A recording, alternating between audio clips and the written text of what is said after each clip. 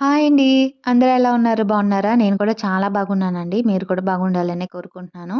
ఈ వీడియో వచ్చేసి మా పాప గురించైతే మీతో నేను షేర్ చేసుకుంటున్నాను.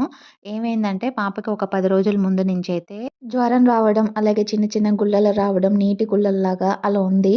ఇలా వచ్చినప్పుడు నేను మా వారికి చూపిస్తే మా వారన్నారు, "ఇది గుల్లలొచ్చేసి ఆట్లమ్మ" అని చెప్పి అన్నారండి. ఇంకా అప్పటి నుంచి పాపకి నేను కొన్ని జాగ్రత్తలైతే తీసుకున్నాను.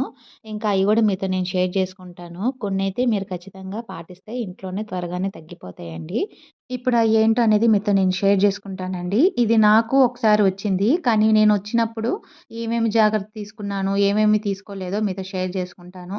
ఫస్ట్ ఏంటంటే పాపకి ఇలా జ్వరం స్టార్ట్ అయినప్పుడు వాళ్ళ బాడీ మీద చిన్న చిన్న నీటి గుల్లలొస్తాయి.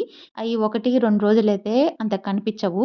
ఐదో రోజుకి, ఆరో రోజుకైతే చాలా ఎక్కువ వచ్చేస్తాయండి. అలాంటప్పుడు వాళ్ళకి ఆ స్టార్టింగ్ అయ్యేటప్పుడే వాళ్ళకి ఇంట్లో ప్రత్యేకంగా ఒక ప్లేస్ అనేది పెట్టేసుకోవాలి.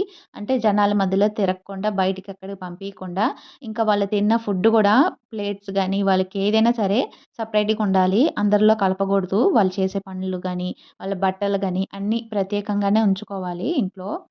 ఈ జ్వరం వచ్చినప్పుడు చాలా నీరసంగా అయిపోతారండి. అసలేం తినరు. అలాగే వాళ్ళ కళ్ళు మంటలు రావడం, ఇంకా వాళ్ళకేదైనా చెప్తున్నా సరే వాళ్ళు కోపగించుకుంటారు. అర్థం జేసుకోరు. ఇంకా కోపంగా మాట్లాడడం, చిరాకిచ్చుకోవడం, ఆకలనేది కూడా ఉండదు వాళ్ళకి. ఇంకా మనమే చూసుకొని వాళ్ళకి ఫుడ్ అనేది పెట్టుకోవాలి. ఇంకా వాళ్ళకి పెట్టే ఫుడ్ గూడా ఎక్కువ లిక్విడ్ ఉండాలండి. చారు గానీ, రసం గానీ, లేపోతే పప్పుచారు గానీ, బీరకాయ ఇలా చలవ చేసే వంటలే వాళ్ళకి చేసి పెట్టాలి. కారంగా ఎక్కువ చేసి పెట్టకూడదు. ఎందుకంటే ఇమ్యూనిటీ పవర్ అనేది వాళ్ళు ఉండదండి. ఇలా లేని వాళ్ళకి ఇలా ఫీవర్స్ అయితే వస్తాయి. ఈ జ్వరం అనేది చిన్న పిల్లల నుంచి పెద్దవాళ్ళ వరకు అంటే నెలల పిల్లలకి కూడా వస్తాయి.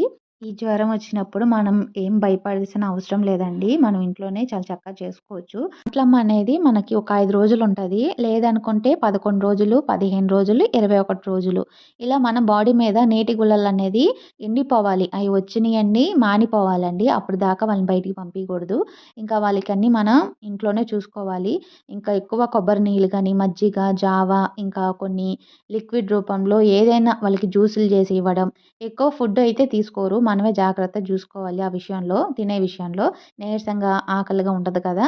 ఇంకా అందుకని చెప్పి ఇయన్నీ మనం రోజు ఇస్తానే ఉండాలి. ఒక గంటకి, 2 గంటలకి గ్యాప్ ఇచ్చి ఇస్తూ ఉండాలండి. వేడి కూడా తగ్గుతా ఉంటది వాళ్ళలో.